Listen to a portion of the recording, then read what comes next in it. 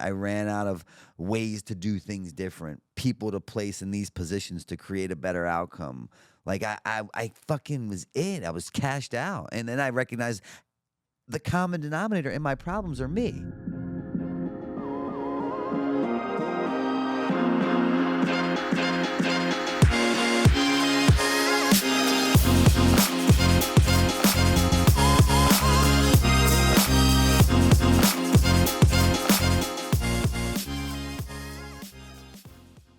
What's going on, everyone? Welcome to another episode of the True Life Network podcast. I'm your host, Mike Ashabi, and today I got a special treat for you guys. You may remember him from the MTV show Viva La Bam or Bam's Unholy Union. On top of that, he was a pro skateboarder that was founded by Tony Hawk. Ladies and gentlemen, today I bring to you the one and only Brandon Novak. Brandon? Yeah, man. Thank you Thanks for joining us. That beautiful intro. That was a mouthful, man. You got it. I was impressed. Appreciate you, bro. Appreciate you. Nah, I'm grateful to be here. Thank you for inviting me and allowing me to use your platform to share with you my cause. I appreciate you joining us, and I'm looking forward to hearing a little bit about your message and spreading it to my audience. Yeah. So, Brandon, we have a lot of things that we're going to go over today about what you're currently doing. But before that, what I want to show my audience is kind of where you came from. I know you have the similar background as me, coming from the skateboard scene and then transitioning into obviously speaking and whatnot and helping individuals get out of addiction. I kind of want to start, though, what got you into skating? Because this is a big podcast for me. Remember, sure. I used to skate every single day back in the day. Yeah, man. It's funny. Skateboarding has been and still is the glue that kind of not only brings everything together, but holds it together. So it seems like that's done its job again here today with us. Now, when you say that it holds it together, what do you mean by that? It's just a mentality. You know what I mean? It's a perspective. It's a way of life that, only you understand if you understand. And that comes by virtue of actually being a skateboarder. 100%. And then I'm sure that follows suit with other things that people are into and whatnot. But I can attest to like what skateboarding did for me and how it helped me develop, strive, and fucking thrive as a human being. It's literally taught me the codes of conduct, the ethics to life, all unbeknownst to me, which is rad. It's went from that kid, and I can't say it enough. I always talk about like really the majority of great, beautiful blessings that take place in my life all happen unbeknownst to me and not under my design or control. And you asked the question, how skateboarding, where'd that come from? I believe we're all blessed with a God-given talent. I believe we all have that in us. But unfortunately, we don't discover what that talent is. A lot of us, you may have been the best ping pong player in the world, but God might not have seen fit to put a paddle in your hand, right? Like I believe that's how it works. Do you think it has something to do with like timing and place? Absolutely. And my timing and place was this. I had no attraction or draw to skateboarding as a child growing up. My sister, who raised me for the most part, because I came from a pretty wild household, a family that was, going in a lot of different directions. My mother was a single mother, working her way up that social ladder to become a very successful woman. My father was a guy who never held a job a day in his life. He taught me if and when I went to prison how to conduct myself, and he ran with the Hells Angels. And he ultimately died of his addiction, crack cocaine. And so my mother would do anything to not have my father watch me during the day because his behavior was erratic and sporadic, to say the least. So my sister would take me a lot of days, and she would live at this place called Ocean City, Maryland during the summer, as any like 18, 19-year-old chick would do, and get a job, whatever. And one day she took me to the skate park there that's on 3rd Street. And she was going to talk to this guy, I guess. And the guy and this haunts me to this day, was like a pro skater, and I don't remember who he was, and my sister has no idea. But he was talking to my sister, and he gave me his skateboard. Now, looking back, the guy just probably wanted to fuck my sister, right? So he's like, here, take Just this trying board. to get it in. Yeah, totally. And gave me this board. And that was the moment that I discovered my God-given talent. Because prior to that day or date, I never even fucking recognized a skateboarder. It never stood out to me. I was never intrigued when I saw one ride by me. But the moment that board touched my hand that day, I knew that it was like something I was going to do for the rest of my life.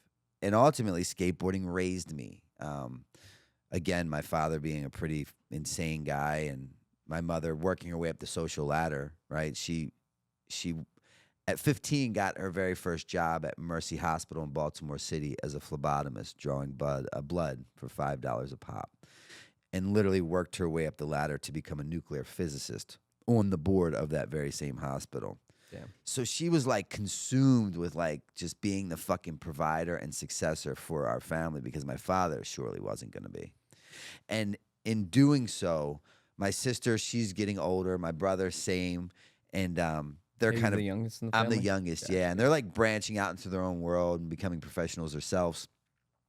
So my mother would take me with her, and we'd wake up at 4:30 in the morning, and we would both drive into Mercy Hospital, which is in the city, and she'd do her blood route on the way in, stop and pick up people's blood at their houses for $5. And then we get to the hospital around 5:36. The sun wasn't even up, and I would just take my skateboard and just skate in the parking garage all day long. And that like raised me, and that was kind of the beginning of where life has taken me to today. Let's go. So me being from the background of skateboarding and whatnot too, I know that a lot of individuals try to use skating as like an out, right? To kind of like get out of like their current circumstances and whatnot. Was that kind of like the same situation for you? It was like that piece for you? It was, but I don't really think it was like knowingly I was doing that. Like there were points and times, because my father was a great guy. Everyone loved Jerome. And he was a really good cook, but when he didn't come home to make dinner at 5 p.m., and we heard him and his biker buddies pull in and his key hit the lock at like 3 or 3:30, we shook like leaves, because we knew what we were in for, and it was nothing that any family should have to endure. So I could understand, or more importantly, recognize the psychic change that takes place upon an individual once they ingest a drink or a drug. The whole Dr. Jekyll, Mr. Hyde scenario. Very fucking evident and clear for me to see how that went down. But like, so love is a crazy thing. It's weird. It makes people do strange things that normally they wouldn't do under any other circumstances. And my mother and my father would get in these crazy fights. We'd pack up in the middle of the night. We'd run. We'd hide. We'd sell houses, always running from him. He was just a crazy guy. But then there'd be days where I'd come home after we just ran in the middle of the night, packed up the whole house, and he'd be in the kitchen making dinner again, like nothing ever happened. So once that started happening, and that became a reoccurring theme, I would start skating all day and all night, because I didn't want to go home in fear You never of. know what you expect. Yeah, but I still loved skateboarding too. So it wasn't like I was upset that I couldn't go home. I was happier because I got to skate more.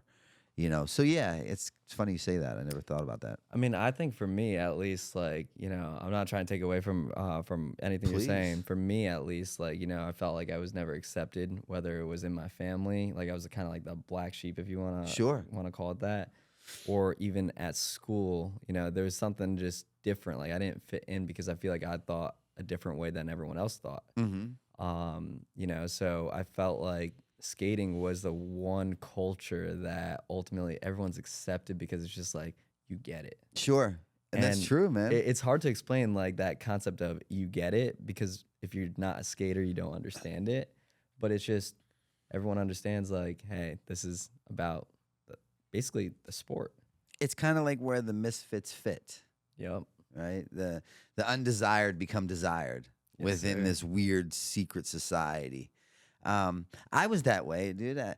In middle school and early high school, I was the kid skating in the fucking high school parking lot, and the football players would like throw my board on the roof and stuff, and I was that outcast because Yep. it wasn't a cool thing to do at the time, right? In high school, everyone's Today like it's the football jockeys yeah, and stuff and like that's that. cool. You know, everyone needs to have a thing, and that just wasn't my thing. And you know, today it's like the Olympics, and it's so sociably acceptable, and it's like desired, and you're rad if you do it. But then it wasn't, and on Friday nights I wasn't getting invited to parties. Like my board was getting thrown up on the roof, and like the dudes were like making fun of me, and the girls weren't looking at me. But it all changed one day. I remember I'm in social studies class. It's second period, and there's this chick named Natasha who I really like, dig. Fucking dime piece, and I'm this weird little skate rat that like is not accepted or cool, but I'm like getting good at this point. I'm sponsored. I'm traveling. This is in high school? Yeah, and right before I decided to trade this whole thing in for heroin, but I'm like hitting my peak, and I'm starting to get pictures in skate mags like Thrasher and Transworld, and in this particular issue of Transworld, I had a photo in it, so I bring it in, and I like have it open, and I like intentionally sit it somewhere and walk away. And I see her and her friends just grab it because it's there.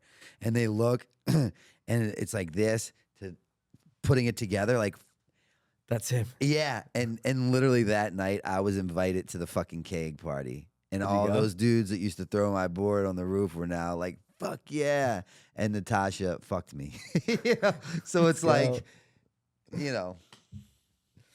So do you think that like, because what I noticed with me, it was more like when I made that transition, like, bro, if you look at me when I was in 8th grade, like I used to wear a sweater vest. I wanted to be a neurosurgeon because my dad came from the medical world and whatnot. I felt like I wasn't fitting in, and then I started skateboarding, and I kind of felt like I found a way out. And what I noticed personally was, you know, in that culture, everyone's smoking weed, right? Yeah. And once I started doing that in high school, it was more like people wanted to be friends, like, because I was never at your status, you know, like being in like Thrasher's magazine or whatnot. But everybody just wanted to be around because of the pot. Mm-hmm. Do you think that had a huge portion of it as well? Well, for you, it's a little bit different because you're in the magazines, but... Yeah, well, I think, again, my particular story, and the only reason why I know this is because I had no other choice but to dig deeper into what created my outcome at one point in my life, which was ultimately a 38-year-old homeless heroin addict, right? So I had to really dig deep to understand what the fuck was going on if I wanted to change the narrative to create a better outcome. And what I found out is that odds are I was genetically predisposed to addiction. My father was an addict. His father was an addict. My mother and my brother and sister, who are both by a different man, have no issue. They can pick it up and leave it, no questions asked. Me, once I start, I can't stop. You know what I mean? And once I stop, I can't stay stopped for a significant period of time. And that's what differentiates me from my mother or a normal social drinker or drugger. So that paired with my upbringing, right? Those off days when my mother couldn't afford a sitter or had to get called into work and couldn't take me with her, I'd have to go with my father. And my father would take me to like the strip joint, and when he would be in the back conducting his business, the pretty dancing girls would sit me at the bar, and the barkeep would pour shots of ginger ale and Coca-Cola into a shot glass, right? And I would do those. The girls would applaud. My father would give me that look of approval. How old were you? So that was like 6-ish, 7. And they let you in the club? Yeah, because my father was kind of like, you know, taking care of things in there. He was, you know, that kind of guy. So I was, unbeknownst to me then, but clearly see now as a child, just a sponge absorbing all this and kind of being molded into this way of being, to where I thought that was kind of a reality. It was a reality. As a matter of fact, it was my reality then. So like that made sense to me. And then like he'd be driving around doing what he did, which was essentially just selling drugs.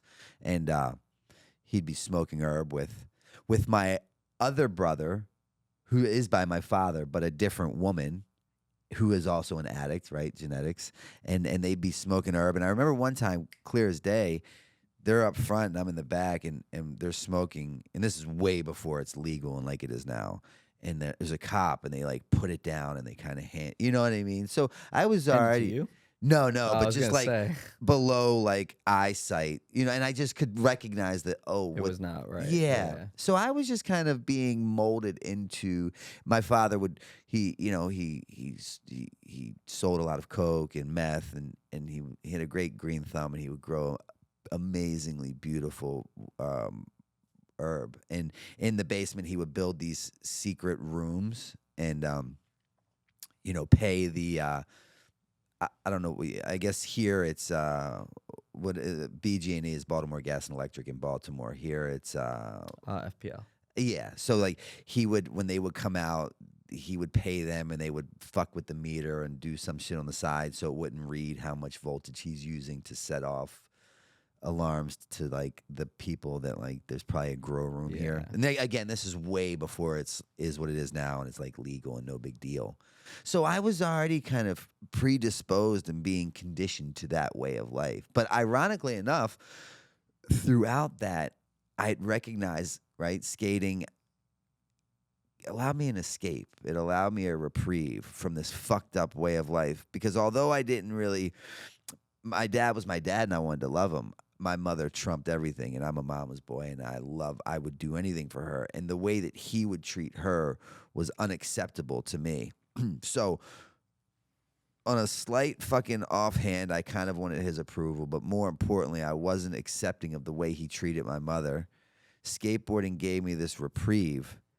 He's a drug addict and alcoholic. I can recognize the change that takes place in him when he goes from like the father that makes dinner at 5 to the biker who pulls in at 3, loaded.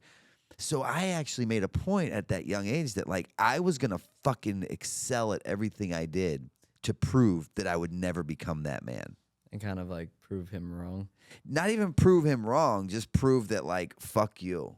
You know, Yeah, it's kinda like, he prove you he wrong. never had, but he never had like a he never had a he never had an invested interest in like what I'd become. So he never set me to these expectations for me to be like, he was never like, you're gonna be me later and fucking be a biker and ride for the Hells Angels. He never had me set at these standards of. So it was hard for me to say, but I did say fuck you to him. Really, essentially, now that I think about it, because anything he said, I was just like fuck you, because he just kind of disgusted me.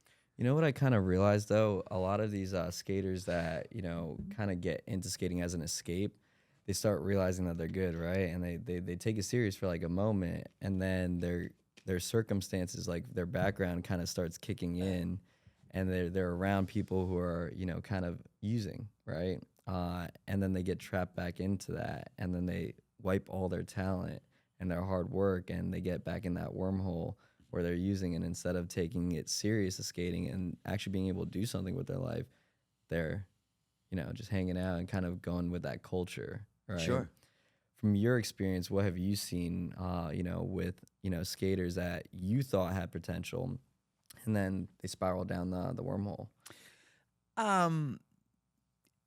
My perspective is very unique, and it's kind of like I have these blinders on, but it's because what I do for a living now, right? I work in addiction. I own treatment centers and sober living houses, and I'm completely entrenched in not only like what active addiction and alcoholism looks like, but more so recovery, right? So I've acquired a wealth of knowledge, and I can understand why things are the way they are. And all it simply is the progression of alcoholism and or addiction. Because in the beginning, it starts as fun, right? It starts out as a fun thing. It starts out as a party. It starts out as something that you want to do. And if you're like me and you have that gene and you are an addict or an alcoholic, whether diagnosed or not at that point, regardless, it's still within. And if you are that caliber, then unfortunately what happens is somewhere along the lines it goes from being a really fun fucking party that you can't wait to get to like a full-blown hostage negotiation where you're no longer allowed to leave from. Elaborate on that. Like you just feel like Well, you're trying to leave, but you can't. yeah, because again, as an addict or an alcoholic, if you are that now, not, and again, there's different levels to it. Not the kind that like has a few too many drinks, starts to see his behaviors getting out of control and he needs to pull it back, but the kind of my type and the kind that I work with and the kind that you're talking about, which are like they have these goals, these dreams, these aspirations, and then once they start that road of partying or escaping through drugs and alcohol, and then kind of just piss it away. It takes a sideline because partying takes precedence. In your opinion, what do you think it is that really triggers them to allow the partying Well, take precedence? I think what I know is that an addict and alcoholic, once they start drinking and drugging and the disease progressively gets worse, we lose the luxury to have a say so in the way our life goes anymore. Straight up. Meaning like they don't feel in control? Yeah, absolutely. They're losing control. And it doesn't happen quickly. It's subtly, right? It's gracefully. It's through the It's consumption. patiently. Yeah. Yep. The Through more over you time. drink, the more you drug, the worse things get, the more I escape from reality, the disconnection from abnormality. Now I'm not hanging around with logical people who go about life in a regular manner. It's people who are like, fuck that. Why would we do that? What's so, you know what I mean? Like, and again, show me who you walk with, I'll tell you who you are. You start disconnecting from like, I remember as I can, looking back, it's funny. I don't talk about shit like this often. I like where we're going. With my progression of my alcoholism, just as I explained, it's playing out. And I remember like hanging out with the fucking party guys, the drinkers, the druggers, avoiding responsibilities, just kind of having a good time. And I remember Bucky Lasik coming to my house, and my mom's like, that's the guy who got me sponsored by Pal. That's the guy who literally showed me this world. And he was my idol. He was the guy that I fucking adored. And once that took place and I started, drifting way out in the left field, Bucky came to my house one day and he's like, to my mother, I'm here to, have you seen Brandon? And she said, no. And she's like, well, haven't you? And he's like, no, I haven't seen him for a minute. I started leaving those people that at one point in time I couldn't get enough time spending with. And now just like adopting the mentality of a different group of like-minded people who did not have those goals, dreams, or aspirations. They just wanted to smoke herb and sit in the house. Or not that anything's wrong with that. But again, just the more I drifted out of left field, the more I believed what I was doing was right and the way you were living was fucking wrong, or what you said to me didn't make sense. Well, what I think it is that once you're like exposed to it and you're around it so much, just like you said, what you surround yourself with is what you become, right? Mhm. And I think that you get so blindsided that, you can't hear or see anything else because what you're surrounding yourself with so much just seems normal. Exactly. The abnormal becomes the normal. Exactly. Mentality creates reality. So who I'm walking with, who I'm hanging with is who I become. So let's say, for example, you got someone who's like in that circumstance, right? The bad circumstance. Exactly. How do you actually differentiate when you're in that circumstance? Because when you can't see it, it's hard. You It's can't hard see to it. do anything about it. How can someone kind of go from that circumstance and take their realization, or how can they begin to notice that they're in that circumstance to start breaking out of it? I wish there was a better answer, but generally by way of pain, by way of things failing. Right? What I thought was problematic throughout my journey, now being sober long enough, I can look back and recognize I was just being divinely inconvenienced. Right? But I'm a big fan of repercussions from actions. So do you think that the only way to actually make a comeback is literally hitting rock bottom? Well, yeah, but it depends on what rock bottom looks like for individuals. My last rock bottom wasn't my lowest by any means, but it was. And the reason why is I still had a couple bucks. I still had some ways and means. But it was the worst bottom I ever hit because my bottom came up to meet me. Right? Like I knew better. I knew that it didn't have to be this way.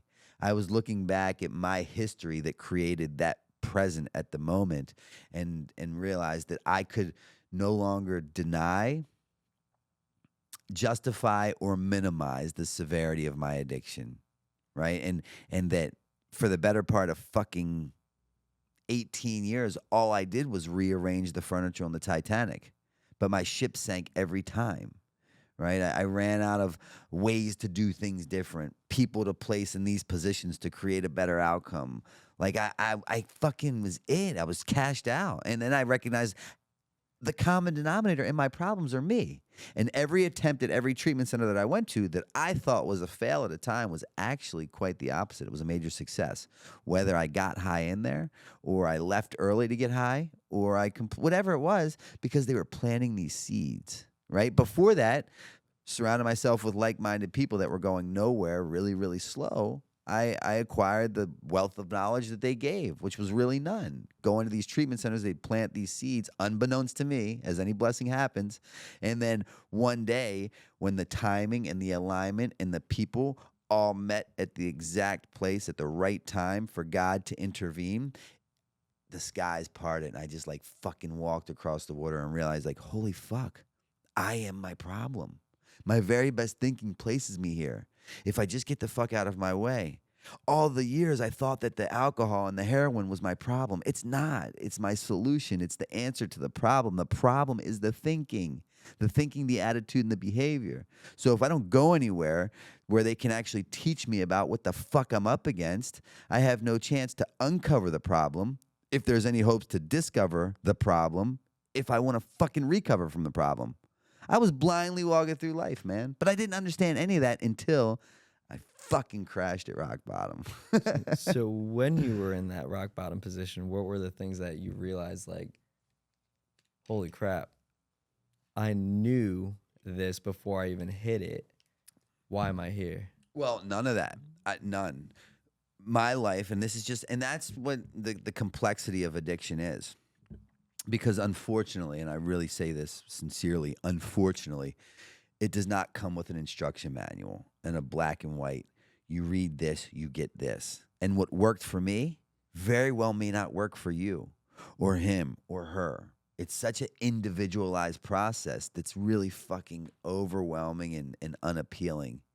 Because the fact of the matter is that statistics state, theoretical evidence dictates that I am to be high or dead right now. The fact that I'm not is miraculous, and it defies logic. But I've been blessed with this gift, but it's just my experience. It's my narrative. And that's why most people are like, fuck, we're fighting an unwinning battle. And I can understand why people think that. You know, you look at the analytics and the data collected from all these studies they do, it says that, like, we are losing. And we are. But if you ask my mother, she'll strongly disagree with you. So it's all, you know what I mean? You follow what I'm saying? Yeah. So for me, I didn't recognize any of that at the time. My life is all in retrospect. Saying, though, I apologize to cut you off. One thing that you were saying, though, was that you realized that, you know, there were certain things that you could have avoided, you know, if you just would have paid attention to it. Mm-hmm. So those are the things that I'm trying to kind of like point at to see, Yeah. you know, what were things that you realized that you could have avoided, so that maybe someone going through it For sure. can kind of recognize that as well. So at the time when it was happening, I did not realize it. But my life is all in retrospect, and my life is live forward and learn backwards, right? And now I can clearly see it. So my approach is by delivering, so the wheelhouse, the demographic of the people that I work with, meaning addicts and alcoholics, and almost like skaters, are fucking tough, right? We're defiant by nature, we hate authority, and we refuse to conform because we possess this job, and this job places us... Kind of keeping an image. Yeah, we possess this job that places us in a lot of positions that we don't like and that doesn't make us feel good, and that job consists of knowing everything, right? So when you suggest to me what I should do to save my life, I suggest why you should fuck off, because I know. So understanding right out of the gate that that's the demographic as a whole of who I'm talking to, I deliver my message through a platform like this in a form of attraction rather than promotion.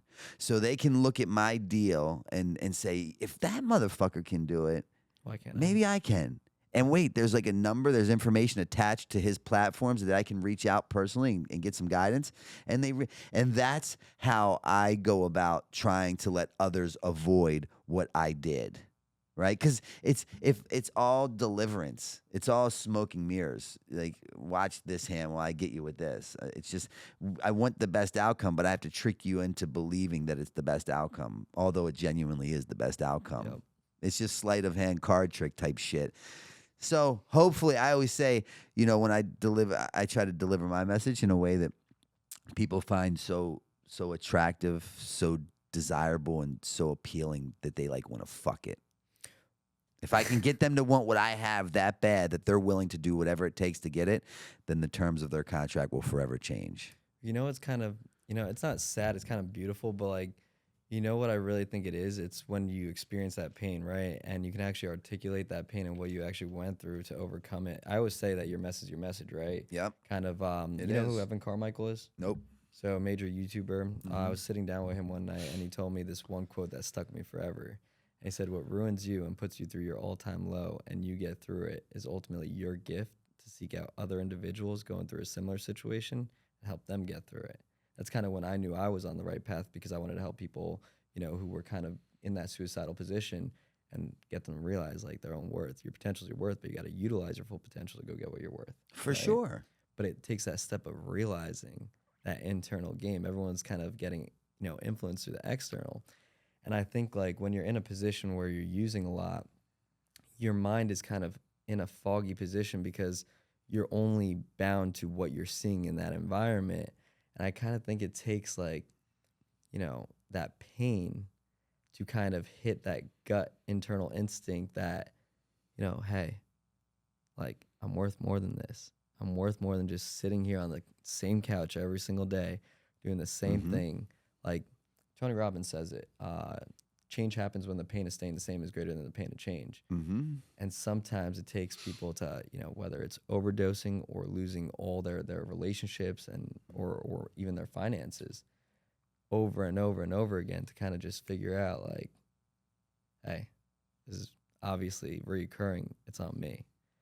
And I think that using that internal pain to not want to be in that circumstances kind of pulls you intentionally to do everything possible to get away from it. So I'm kind of curious, what was that feeling when the last time you hit rock bottom, what was that feeling that made you wake up and be like, you know what? It's not the people I'm around. It's not the circumstance. It's me. For sure, man. I don't change when shit is unmanageable, right? Most people talk about this unmanageability. Your life is unmanageable. Your world is unmanageable. Your relationship's unmanageable. Unmanageability to me is a Monday morning cup of tea. That's how the fuck I live. It's how I operate. It's the world I exist in. You will never get my attention until shit becomes unbearable. It has to become unbearable before you get my attention for me to actually address and take a look at maybe what the root of the cause is. But the level of my alcoholism, that window of opportunity for change that comes as a result of things being unbearable, is usually the same size as a $10 bill, right? Because I come up on a $10 bill, I buy a bag of dope, I shoot it, and all of a sudden, whoa, this was just an overreaction at best. Come on, calm the fuck down. You caught me at a bad time, on a bad way, in a bad day. Tomorrow will be different, and I mean it. I genuinely mean that. Tomorrow comes. Tomorrow. But then tomorrow comes, and I repeat yesterday's actions, and I'm stuck in Groundhog's Day for like 20 years. Why? Because it's not the drinking or the drugging it's the problem. It's the behaviors. So understanding that, I get to this place where it becomes so unbearable that like and I'm not even exaggerating in the least bit, I can't even walk. I can't walk. I'm so tired. I'm so done. I go to this outpatient program place, and I walk in there, and at 38 years old, I have despite being like this skateboarder, despite being this guy that's been in these movies that break box office records, a crazy successful author who's written these books that have done insanely well, revised in its like 12th edition. Most books don't make it past their first. Like some pretty high level shit all while being a high school expelled, not dropout. Got my GED in the penitentiary. Really disconnected from reality. At 38 years old, all that I own is 8 scarves, 2 jackets, 3 socks, a stick of deodorant. It all fits into this bag that doubles as my pillow. As I'm a homeless heroin addict, a needle, a spoon, and a restraining order. That's all that I have to my name at 38 years old. And I'm in Westchester, Pennsylvania. Bam has washed his hands of me. Everyone's kind of disconnected from me, rightfully so. People had to love me from a distance for the safety of them and me. Because I'm the kind of addict, if you tell me you love me, that means I got you for like 10 more bucks. And even better, you'll forgive me for the actions, and we'll just keep doing this song and dance. And nonetheless, I'm 38 years old. I'm sitting in this parking lot in Westchester. Somebody drives up. I legit can't walk. I can't get off the curb. And someone sees me, they pick me up, and they take me to this outpatient place. And I go in, and the guy is sitting in a chair just like you. And I'm supposed to be sitting in a chair like this, giving him my information. And I can't sit. I can't stand my own skin or what's inside of it, my body. And I get on the floor, and I'm literally laying like in a fetal position at this man's feet as he's asking me these questions, and he's filling out the paper. And it's Memorial Day, 2015. Most things are closed. And he said, "Okay, Mr. Novak," really nice fucking guy named Charles. I go see him every year. I stop in this facility to let him know like how grateful I am of this man. And he said, "I'm going to see what I can do to get you a bed. I have no insurance. I'm like at the bottom of the barrel here." He said, "I'm going to see what I can do to get you a bed, but it's not looking promising. It's Memorial Day." And I go outside. And again, to put in perspective how bad things were, it wasn't my lowest bottom. I had, although that sounds pretty low, like I've had lower bottoms, but I had a facility here in Florida say that they would scholarship me into a treatment center. All I had to do was get on the plane in Philly and fly here. And the thought of me getting on that flight and flying here, going through security, was the equivalent of like trying to climb Mount Everest with no hands or feet. Like that overwhelming. I've accepted that I can't do that. Too much to ask. I'm outside. He said, "Well, let's see if we can get you a bed." And I go outside, literally can barely walk. And I kind of stumble to the out front of the program, and I'm sitting outside on a curb, and there's a cigarette butt receptacle next to me, and I'm pulling out butts, and I'm just back to back chain smoking butts. I have no cigarettes. And I thought to myself, if he can't get me a bed, what will I do? And in between the building, there were these hedges, and there was about a 6-foot gap around the perimeter. My next best thought is that I will just kind of crawl back there in that fetal position and just lay. That's where my ending was. And I couldn't do anything else. I literally had no energy. And I'm chain smoking those butts, and he comes out and he says, "Novak, today's your lucky day. The last treatment center you were in said that you did exceptionally well, and they'd be more than willing to give you a bed back." And I went, and on my way to that treatment center, I was that boy that cried wolf a lot of times, but not intentionally. Sometimes yes, but a lot of times no. I believed what I was saying, that like, this is it. The pain was great enough. But I wasn't willing to do what they suggested. But this time on that ride to the facility in the little druggy buggy, I remember the chick's driving. She's playing Sublime. It had been so long since I'd been like in a car with just with this peace that's come over me. Although I'm withdrawing from heroin, I'm at this really like zen place mentally, and the fight was over, and I'm on my way. And I knew that it was going to be different. I knew that I was done. The euphoria of it being a good time had long fucking faded away. It had now turned into that hostage negotiation where I wasn't allowed to leave. Do you think it was more like you were coming to like, not like an awakening, but more of a realization that you just wanted something different? All You're of just that, sick an of your own awakening, shit. a realization. I always say that I was like, it's just a fucking homeless heroin addict that wanted to kill himself on a daily basis, but I was terrified to hurt myself in the process. True story. So I'm kind of curious, did this all start prior to like the BAM, the like Viva La BAM stuff and whatnot, or was it like a transition throughout the whole entire period that you grew to that point? Yeah.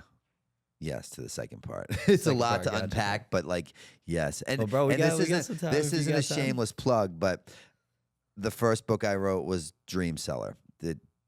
did insanely fucking good. And then the sequel to that is called The Streets of Baltimore. I just did the narration for both of those books, so it's me doing that, doing the audio. But The Streets of Baltimore really gets into the whole psychology of what you just asked, breaking it down, going through filming Viva La Bam, Bam's Unholy Union, having these opportunities of like literally being given the keys to the kingdom and becoming a household name and getting paid by Viacom and fucking traveling all over, doing amazing things, all the while knowing that I have this addiction that far fucking outweighs and trumps my desire to want to have this new way of life, because I'm not willing to do the work that's suggested, but more importantly, really required if I want to not only get sober but stay sober. And just knowing that like it's only a matter of time before I fucking burn that to the ground too. It's gnarly, man. So throughout that whole time, like doing Viva La Bam and Bam's Unholy Union, were you, in and out? Jackass. And Jackass. Yeah. Were you in and out of inpatient throughout that whole journey? Or yeah, were totally. You getting help? In and out of inpatient, in and out of jails, in and out of homelessness, in and out of psych units, for sure. And then the more I became kind of a household name, the more that I used that to enable my addiction. Right, because people want to party with you. They're just like, all right, I want to have fun with him. Totally. So they're kind of convincing you, but making you like, feel like it's okay. Oh, I saw it for exactly what it was, and I played that thing till the wheels fell off. Do you think that was like a justification in your head? Yeah, for sure, absolutely. But I'm also the guy that can right? I can justify anything because it's the thinking that is the problem. Right, I try to do better with what I consume on a daily basis today. I try to be healthy, but at any given moment, could a fucking large cheese pizza show up, and I'll say, well, at least I'm not fucking putting a needle of heroin in my neck anymore. So my levels of justification are fucking. I love cheese pizza. Don't hate on my cheese pizza. Yeah, but at lunch on a Monday or whatever is like a terrible. You know what I mean? Like not terrible. But I'll justify anything. Is the point of that. Gotcha. Because also you go to treatment and they talk about like triggers. What's your triggers? My fucking triggers are when my eyelids open. I'll justify why anything makes sense to fucking. That's a beautiful necklace, but dude, it would make an even better tie to wrap around my arm to fucking get a vein to. Like that's the way I'll look at things if I'm untreated. If you want it, yeah. It really comes down to if you want it, your brain will process it in a way to find out something that sounds. Real. Exactly. And that comes from skateboarding. Yep. That's all skateboarding taught me that failure is not an option. The word no is unacceptable. We will try tricks. I just saw your footage. Fucking ollie from the bowl into the bank. Over and over and over for days, weeks, months, years. And it's not like, maybe I'll. No, motherfucker. Gonna go until we get it. And we get it, and then we move on to the next. Yep. And that ideology and mentality followed me into sobriety too. Thank God. Let's go. And it wasn't by design. Again, as all good things are in my life. 100%. And that's the cool thing. I got to where I'm at today literally by dumbing my way into this position. Right? I didn't land up in that problematic place because I took the short bus to school. Quite the contrary. I got there because I was too smart for my own fucking good. And then I'd land in a place like kind of like CeeLo Brim, not CeeLo Brim, CeeLo Green. He says, it wasn't because I didn't know enough. It's because I knew too much. Straight up. And then I get into, for my story, the addiction, the alcoholism, I land in a place, a treatment center, a 12-step meeting, a psychiatrist office, a psych unit, a psych ward, a place that literally has the ability to save my life, and I outthink myself right out of it. So it didn't stand a chance until I dumbed my way into this position, took out everything that I thought that I knew, realized my thinking was my problem. My very best thinking places me in these positions, despite what my resume reads or how successful things say I am. So who throughout the journey was with you kind of throughout the whole entire time, like trying to get you to recognize like, hey, like we got to change something up here? Well, my mother from day one. Others were... but they had to like take breaks because I was like a long case study. So some would come in and they'd tap out and they'd come back and but they want the best for you, but sometimes it was overwhelming for them. Yeah, because I'm like a fucking parasite, man. When I'm using it, I'm caught up in active addiction and alcoholism. I will suck the life out of anything, and it's not personal. It's just business. Because I'm really a good fucking man with a great heart, and the last thing I want to do is hurt anybody. That has nothing to do with it though. When it comes No. to addiction, No, trust me, I get it. I mean, I was telling you, like, I had a thing for Percocets and Xanax back in the day. 9 years clean now. Yes. But at the end of the day, it was when I didn't have it, get out of my way. And it's not personal. It's just business. Exactly. And I always talk about anything that stands between me and it must and will go. Why? Because I lose the luxury to have a say-so about how I conduct my life on a day-to-day basis. It's a direct result. But I didn't know any of this shit until I understood it. And now, like, what I never did, and this rings true for everybody. So, like, I don't want anyone out here to listen to this and just be like, oh, well, I'm not a drug addict. I'm not an alcoholic.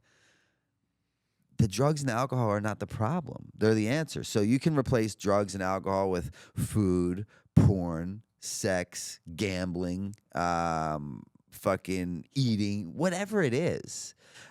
It's the behaviors, right? So until I understood, more importantly, I never stood a chance at getting better until I gave my issue, right? Because I don't want to, I don't want to discriminate anyone from listening to this because they're not an addict or an alcoholic. Whatever your vice is, whatever gives you this brief period of comfort or whatever, until I gave that the respect, time, and attention it deserved, I got beat the fuck every time, right? But then finally, when it right, for me, drugs and alcohol stripped away everything that I loved and cared about, it left me in the worst place ever, alone, by myself, with myself, forced to look at me.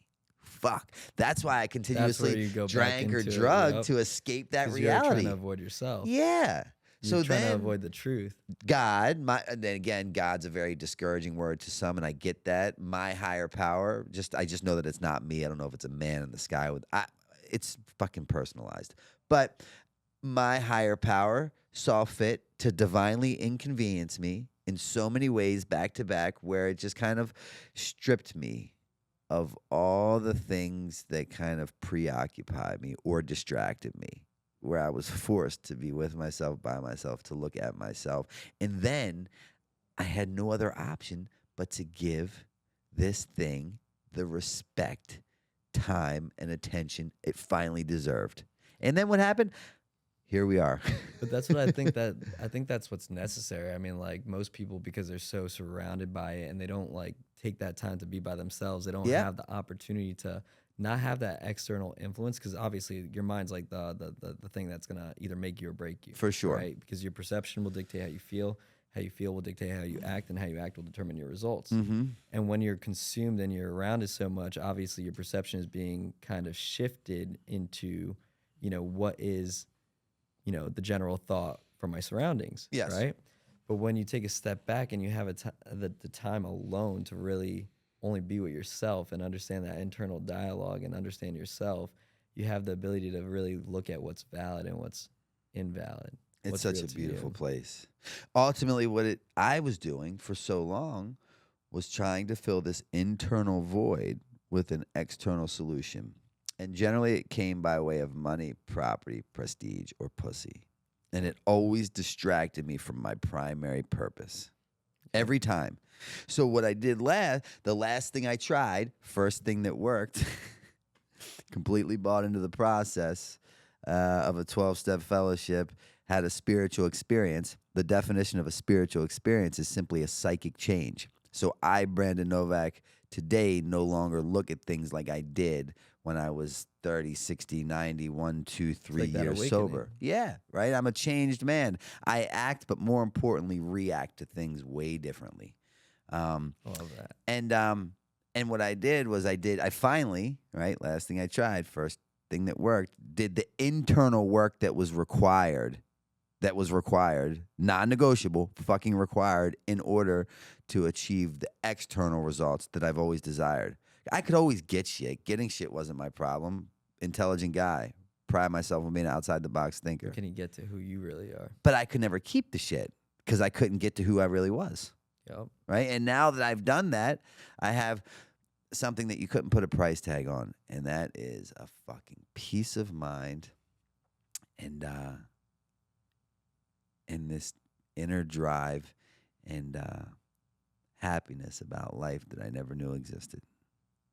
And then all the other shit is just a byproduct of. Oh, yeah. You know, I have the things that I used to think would make me happy that really It just doesn't. are fucking don't. Once you find yourself, that's true happiness. When you're at Totally. peace with no matter what happens, I still got me. In the beginning, I'd wake up, you know, in my journey here, and in my addiction, I just didn't give a fuck. But early in sobriety, I'd wake up when I was still kind of figuring out my direction, and I would either be one of two people, like, don't you know who the fuck I am? Or, please, God, don't ask me who I am. You know what I mean? Like, there was no, like, even Medium. keel. Yeah. And now, today, it's much, much better. Not to say it's that way all the time, but I have this awareness. But more importantly, a solution to know that whenever I'm in fear of something, it's simply because I have a lack of fucking faith. And how dare I, right? The blessings that have taken place in my life as a result of my higher power and my spirituality, like, how dare I think that, like, I'm left alone now? Fuck that. I know better. You know how I know better? I could take you to my house and open up my closet right next to my front door when you walk in and pull out that bag that held those 8 scarves, 2 jackets, 3 socks, stick of deodorant, needle, spoon, restraining order. That bag built everything that I possess today, literally. And the most important part is you. That's it. Well, God, my higher power. 100%. Yeah. My question for you is, all right, so basically, you know, at the end of the day, it all starts with your mind and your perspective and your way of thinking, right? Mm-hmm. That's step one to the realization that you need to make a change. Mm-hmm. What about step 2? Because I know with certain drugs, like, for example, heroin and whatnot, there is a biological, you know, factor to it too. You know, when you're using, there is a withdrawal period. Mm-hmm. How did you leverage your mind to kind of overcome that withdrawal period? So the 12-step fellowship that I belong to is 12 steps. And the first 3 steps they're all fucking crucial and monumental. And it's kind of like a sweater, you know, each piece of wool weaves together and holds a really beautiful piece of art. But the steps 1, 2, and 3 are simply, I can't, he can, so let him. Right? First step states that I fucking cannot run my life. I cannot do anything successfully. My life is completely unmanageable. The second step is to believe that do I believe that a power greater than myself can restore me to sanity, right? And then the third step is to turn my will and life over to the care of my God as I understand him. And that's just, you know, I can't, he can, let him. And there's a little bit more that goes into that, but that's just kind of the crux of it. Because again, I can't, as a direct result of my actions, the way I live. But I'm sure, you know, you were going through like somewhat of withdrawal, right? Big time. So Yeah. that biological factor, what were things that you kind of did to kind of refrain you from still going back and using on the biological side? Because obviously the first step is being in a position to realize that there's something that you need to overcome. Yeah. And I think more importantly for people who are using, the second part is the hardest because that's what will kind of draw you back in, right? So what are some tactics that you used, you know, to stop yourself from going back down that route? Well, I just really took heed to the simplistic shit that I heard every time I attempted to get help. Those stupid fucking slogans that are plastered all over a 12-step meeting. Or, Like affirmations? yeah, 1 is too many, 1,000 is never enough. If you don't pick it up, it can't get in you. Feelings aren't facts. Feelings pass. You know, all that stuff that they continuously said. A grateful alcoholic will never drink again. A grateful addict will never. It never made sense until it made sense. And when it made sense is when I was in such a dark, desolated, depressed place that I had to tap into something that I didn't know existed in order to just make it through another minute. That paired with like finding other people that I believed in, because I had lost belief in myself a long time ago. Right? If you don't believe yourself, how can you believe Exactly. anyone else? I knew that it was very apparent and evident that I lacked self-esteem. No fuck. I know that I have no self-esteem. And trust me, if I could figure out how to get it back, I wouldn't have ended up at a 12-step place, right? But I went there and I didn't believe in me at all. Why would I? And through hearing other stories, like we're doing with this platform, so hopefully someone else hears ours. A fellow by the name of Chris Herring's story came on. He played for the Boston Celtics and the Denver Nuggets, and he was a strung out, cold stone alcoholic and addict like me. And his story came on TV, and I watched his story, and I cried for the first time and since I could remember. And I was like, I get that. He is me, I am him. But the only difference was he was clean and I was in detox. And I'm like, if he can do it, there's no reason why I can't. And through believing in him in a roundabout way, I started to believe in me. Because it kind of gave you some light at the end of the tunnel that it is possible. Yes. Yes. Seeing is believing. Yeah. And then, exactly. His story held depth and weight. Yep. It wasn't fucking read from a textbook. It was an actual person's story. They lived it. Straight up. And the part in the video that sold me was he was in his fucking umpteenth treatment center. Just a disgrace and a failure to his family over and over and over. I could relate, right? And his therapist calls him in the office, and the therapist said, "Hey, Mr. Basketball, come in here." Chris, Mr. Basketball, walks in, and the therapist said, "I want you to do me a favor." Chris said, "What's that?" "Sure." And he throws his cell phone to him. He said, "I want you to do the best thing you could ever do for your family." And Chris said, "What's that?" And he said, "I want you to call your wife. Tell your wife to tell your children that you're dead, that you've died in a car accident. Because the way you're living, all you're going to do is continuously break their heart. So do the best thing you could ever do for your family and tell them that you're dead." And I'm like, wow, I get that. That was me. Every day I woke up, I'm like, why did you wake me up? Although I didn't have the gall to kill myself, I believe that if I would have died, it just would have been a better place for the world and definitely my family and loved ones. They could finally, like, rest assured knowing I'm at peace. Like, that's where I was at. My mother had bought me I have a plot with my name on it in Baltimore. My mother went and bought 2 plots one day, one for me and one for her. Because she thought, like, if she died, who would take care of her drug addict son? You know, like, that's the reality of where my disease took me. So therefore, I've truly devoted my life to help people who are where I once was, to let them know that, like, there is a fucking way up and out of your position. And it's kind of like your God-given, message that you have to share it. It's funny you say it's like my fucking God-given talent, like I found with skateboarding, but I didn't find skateboarding. Skateboarding found me. Exactly. By virtue of my sister and a guy who probably wanted to fuck her. Drug addiction fucking found me, and I thought that I would die with it. And then it was like, no. Then it becomes your purpose. My poison becomes my medicine. Yeah. Wow. I love it. All bro. unbeknownst to me. So another thing I'm kind of curious about, you being around all the Jackass guys, right? I know a lot of them, had similar situations. I'm not sure, to the extent of how bad, but when the whole situation with Ryan Dunn happened, how did that impact the crew and how did that impact you in the circumstances that you were in? I was incarcerated. I was like completely disconnected from the whole, reality of that situation. I remember I came out of my cell. I would,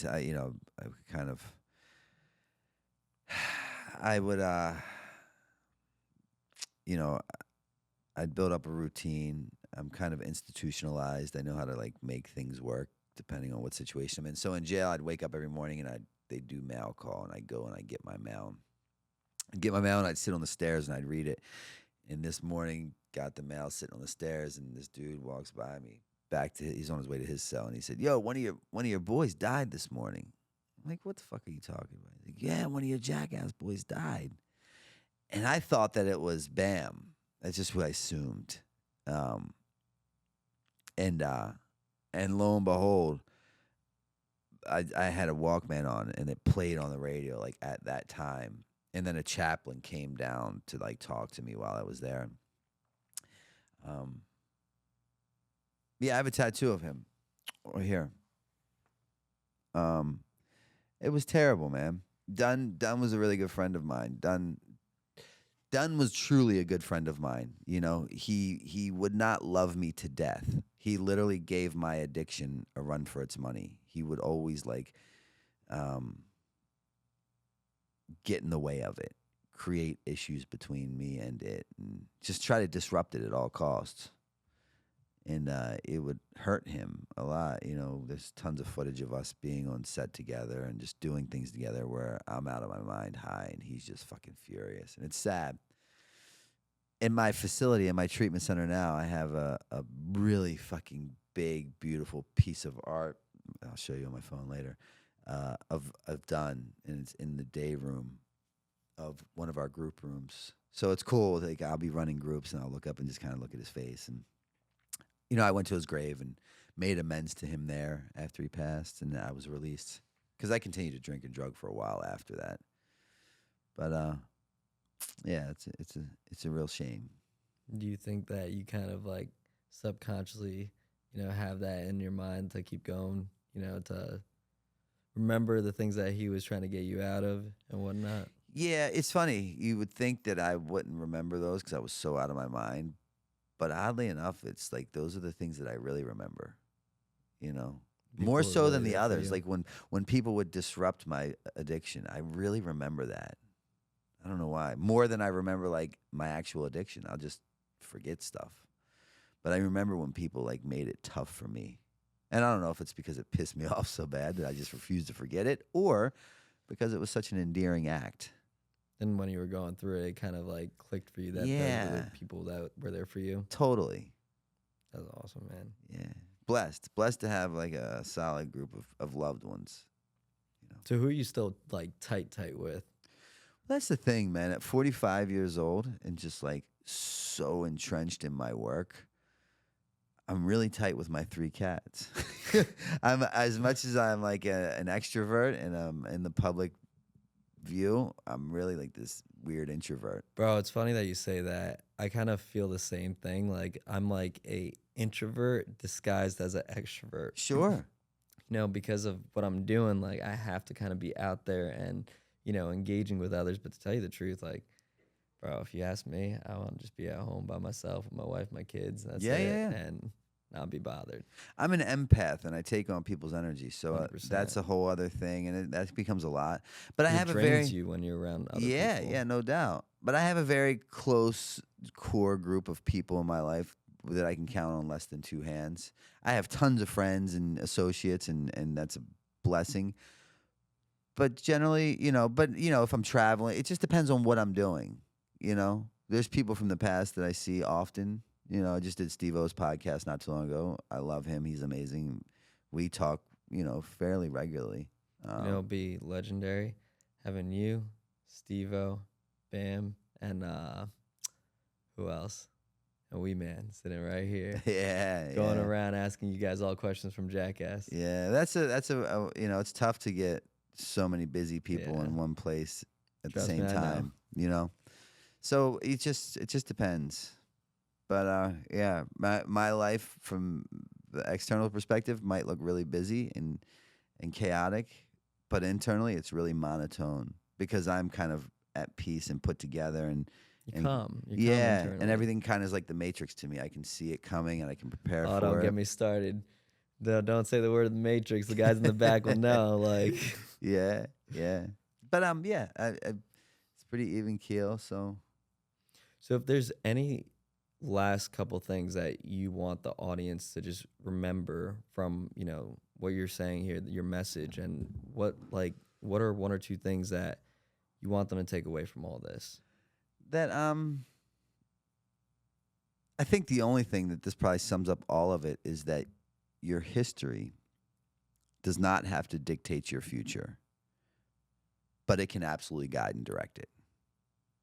Gotta go a little deeper on that because I know what you're saying, but for the people who are listening, elaborate on that just a bit. Yeah, I mean, I'm just going to reiterate the stuff that we've talked about, but if you're willing to tap into these really uncomfortable places to use that pain to ultimately become your purpose, to drive you into a much better place that you don't even know exists, right? And harness that. But that requires to do a lot of uncomfortable shit. Basically, leverage knowledge through your experiences to go ahead and avoid those circumstances, and instead of not only avoiding them, but to develop on creating better experiences. Absolutely. And that just comes by virtue of pain. Usually, No right? pain, no gain, bro. Yeah. Like I You don't can't see the light if you haven't been through it's the it's the dark. whole fucking yin to yang. Yep. What's love without hate or pain without pleasure? It's really true. Facts. It is. Bro, that's what life is all about. It's about So that, the feeling the that. day that I thought was the worst day of my life, legit, that day sitting outside of that outpatient center, contemplating climbing in between the hedges and just curling up and dying, legit, was the worst day of my life. But little did I know that that worst day of my life was going to turn out to be the best day of my life. And I've had some really rad best days of my life. Some that entail drinking and drugging that I would never take back and I'd go do again. But It's always what you least expect. it is. It is. Maybe And it I seems- couldn't see it at the time. Yep. And like you said, I was so consumed with the mess that I was incapable of seeing the message. Yep. Right? I was so busy being hyper fixated and focused on what I didn't have as opposed to what I did have. But these things were taking place that I just couldn't recognize. My feeble brain was not able to put that together until much later. It was a circumstance that seemed messy, but Mhm. was in reality a beautiful message that Totally. propelled you into where you are now. Totally. So look, man, it's not that heavy. If you're out there and you're in a position that you are having a hard time with or just simply can't get out of on your own, call me. You can call me directly at 610-314-6747. Myself or my employee John, there's only two of us, will answer that call and we will get you the help, not that you fucking need, That you but want you deserve. and want. Yeah. Well, that's the thing. You gotta want it. Everyone needs some kind of help, but do you want it? But it all starts with you. Yeah. I believe a lot of people miss out on beautiful opportunities because they simply don't know that it exists. Yep. And this That's is an true. opportunity. Like, I can get people help. You know, I do that. That's what I do. I genuinely care, and it means something to me. And that's the most beautiful thing. Yeah. So if you're interested in any of my shit, just go down my rabbit holes, my Instagram, my website takes you to all that, which is just brandonnovak.com. Ladies and gentlemen, BrandonNovak.com. You heard it here. Yeah. Yeah. And be on the lookout. We're gonna film a game of skate here. Let's Yeah. see Next if go around, take you to Lot 11. That's a Let's- fucking rad skate park. Let's You'll see like if I that. got you. Probably It's do. been a minute. You probably do, man. I'm too old to have that fucking drive in me. Bro, you'd be surprised. I mean, I haven't been on a board. My legs are shaky, you know? I don't got the muscle memory like I used to, so. Yeah. We'll get into it. It'll be fun. Yes, sir. Skateboarding is that thing that gives me a release now. Same It here. quiets this down. Well, the once in a blue moon that I get to do it. Totally. But Brandon, I appreciate you Hey, joining me. all love, man. This is really cool. I enjoyed this talk. We went in a Appreciate lot of different directions. Yes, sir. Cheers. Oh, I got to piss so bad.